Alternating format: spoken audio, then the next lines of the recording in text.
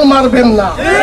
আমরা খুবই গভীর উদ্বেগের সাথে লক্ষ্য করছি, বাংলাদেশ সৃষ্টি 1971 সালের পরে বাংলার এই জমিনের মধ্যে যারা রাষ্ট্র ক্ষমতায় ছিল, জনগণের রায় নিয়ে ম্যান্ডেট নিয়ে যারা ক্ষমতায় আসছিল, তারা বরাবর এই জনগণের সেই রায়কে তোয়াক্কা না করে উপেক্ষা করে তারা পার্শ্ববর্তী কোন দেশে হয়ে নতজানু হয়ে রাজনীতি করেছে, জনগণের ভোটের অধিকার হরণ করেছে। বিগত আওয়ামী ফ্যাসিস্ট আমলে আমরা লক্ষ্য করেছি জনগণের রায় তাদের লাগেনি, তাদের ভোট লাগেনি, ভোটবিহীন তারা চালিয়েছে।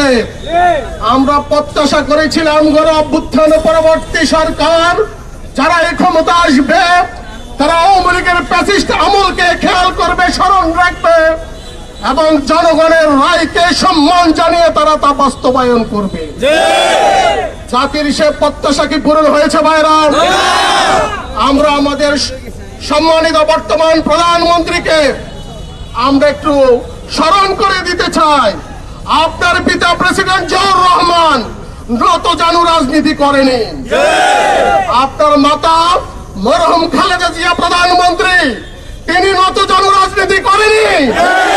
আমরা আশা করি আপনিও কারোর হয়ে কোন নতজানু রাজনীতির মধ্যে পড়ে আমাদের জুলাই সনদ বাস্তবায়ন, গণভোটের গণরায় বাস্তবায়ন না করে অন্য পথে হাঁটবেন না।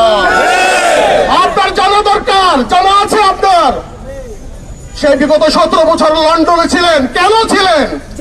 আওয়ামী ফ্যাসিস্ট আমলের সেই রাষ্ট্র নিয়ে তারা যারা সিনেমিনি খেলেছে, সংবিধান তাদের মতো করে তারা তা বাস্তবায়ন করেছে, তা দিয়ে তারা রাষ্ট্র পরিচালনা করেছে, আপনাকে নির্বাসিত করেছে।